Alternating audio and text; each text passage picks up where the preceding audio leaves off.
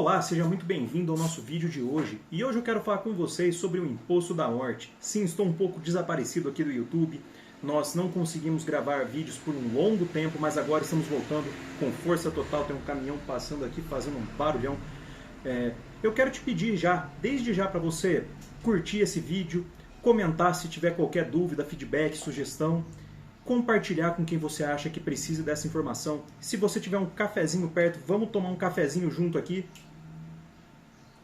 E assim nós vamos conversar um pouco sobre o imposto da morte. Você sabe que no Brasil tem esse imposto? Um imposto que você praticamente paga quando morre? Muita gente não sabe disso. O imposto da morte é um imposto, vamos dizer, silencioso. Por quê? Porque agora a geração que construiu o patrimônio no Brasil começou a falecer. Até então, muitas famílias não tinham patrimônio nenhum. Começou ali o avô do nada, batalhando, ralando, sofrendo, que conseguiu a primeira casinha. Ou o pai batalhando, ralando e sofrendo, que conseguiu alguma coisa. Antes, normalmente eram só ali algumas poucas famílias que tinham alguma coisa de patrimônio.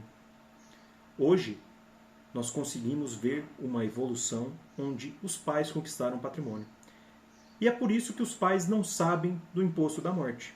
Por quê? Eles não passaram por isso, os pais deles, o seu pai provavelmente não tinha patrimônio nenhum, ou quando muito tinha ali um carro mais antigo ou uma casinha bem simplesinha.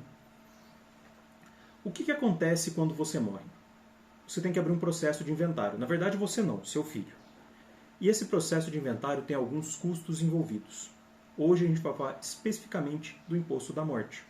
O que é o imposto da morte? É o ITCMD, ou ITCD, ITCM, cada estado ali tem o seu jeito de chamar esse impostinho. Ele custa hoje até 8% do patrimônio. Cada estado tem a sua alíquota. Por exemplo, aqui em São Paulo é 4%. Mas nós temos aí a nossa reforma tributária chegando. E a reforma tributária vai aumentar o imposto da morte, por exemplo, no estado de São Paulo. Vai padronizar esse imposto a nível Brasil. Todos os estados vão pagar a mesma alíquota. Quanto que vai ser essa alíquota? De 2% a 8%, dependendo do seu patrimônio. Então, uma pessoa que tem um patrimônio muito grande vai pagar a alíquota de 8%. Uma pessoa que tem muito pouco vai pagar a alíquota de 2%. Qual que é o problema disso? Imóveis estão valorizando cada vez mais. Eu não sei se você percebeu, mas tinha uma época que casa era algo relativamente barato, que você conseguia trocar muito facilmente com um carro talvez nem muito novo, e isso já pagava praticamente tudo. Um terreno, então, nem se fala, era quase de graça. Hoje em dia, imóvel é caríssimo. Casas de 100 mil reais hoje estão sendo vendidas a 500 mil reais. Então, esse imposto vai incidir sempre num valor muito alto, porque os imóveis estão altos. Se você tem uma casa, provavelmente vai pagar uma alíquota de 4% ou 6%. Se tem duas, 6%, 7%. Se você tem três, então, com certeza você vai pagar 8%. E se for uma casa assim, uma só, mas um pouquinho acima da média, aquelas mais bonitas, né, que tem um monte de detalhe, terreno grande, aí é 8% com certeza. O imposto da morte é algo que, em tese, serve para evitar que os ricos acumulem muito enquanto os pobres fiquem sem nada. Porque aí o governo vai usar isso, vai investir esse dinheiro, vai colocar na saúde, na educação, e a gente sabe que isso não acontece de verdade. Se nós tivéssemos aí uma educação de qualidade, o Brasil não estava entre os piores países do mundo em matemática, igual a gente viu notícia essa semana mesmo. Então, é muito importante a gente entender a razão pela qual o governo colocou o imposto da morte e entender que não é bem assim. Primeiro de tudo, rico não paga esse imposto. Rico não paga esse imposto porque eles sabem de meios que conseguem evitar o imposto da morte. E eu vou falar um pouquinho disso mais no final desse vídeo, aguenta aí. Além disso, o governo não ajuda tanto assim. Educação de qualidade a gente tem que muitas vezes pagar um ensino particular para ter. A não ser nas universidades públicas, lá o ensino é maravilhoso. Aí quem está na universidade pública?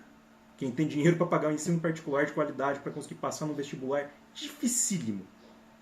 Então, nós temos que entender essa situação.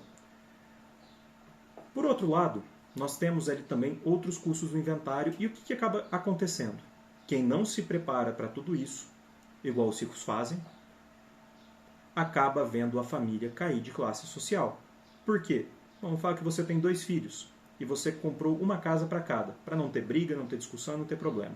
Sabe o que vai acontecer quando quando você morrer? Eles vão ter que fazer um inventário, vão ver aquele custo altíssimo de, vamos dizer assim, 80 mil reais. Pode pesquisar aqui, é algo muito comum de acontecer quando são 2 imóveis. Vamos falar 2 imóveis de 300 mil. O que eles fazem? Vendem um dos imóveis, ficam ali com o que sobrar, depois de colocar imposto de ganho de capital e tudo mais. E aí, dos 2 imóveis só tem um. Você tem 2 filhos, um imóvel para cada. Mas, agora você tem 2 filhos, um imóvel para ser dividido em 2. O conforto que você queria ter deixado para essa família já foi embora. Agora, o segredo que os ricos não contam. Eles não pagam esse imposto. Então, quando o governo fala, não, mas isso vai beneficiar o pobre, não vai, porque a gente viu que não está sendo tão bem investido assim, e vai prejudicar o rico. Não vai, porque o rico não paga. O rico sabe formas de evitar o imposto da morte. A forma principal que eles usam, a holding familiar. Por que a holding familiar? Porque a holding ela é um sistema de planejamento de herança que consegue inibir o imposto da morte e ajudar os ricos a se manterem ricos. Então, quem que está pagando esse imposto? Se não é o rico? É você que ralou para conquistar as 3 casinhas. O cara que tem 50 imóveis, uns 4 deles no exterior, não vai pagar esse imposto. Você quem vai pagar esse imposto.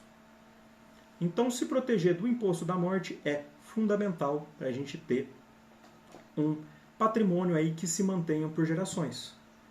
Agora, é só rico que pode usar uma holding familiar? Não, não é só rico que pode usar uma holding familiar. Você pode usar uma holding familiar. Qualquer um que tenha a partir de 2 imóveis já se beneficia de uma holding familiar. Então, eu quero te deixar aqui o convite para não só acompanhar os shorts que nós vamos postar de segunda a quinta, como também o vídeo da semana que vem, onde eu vou falar um pouco mais sobre a holding e como ela pode te ajudar a conseguir manter o seu patrimônio na sua família e a não ser perdido.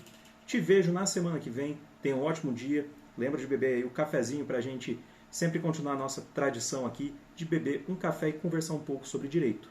Se você tiver qualquer dúvida, deixa nos comentários, ou então pode dar um jeito de me chamar no particular, eu consigo tentar responder. E tenha uma ótima semana, um ótimo fim de semana.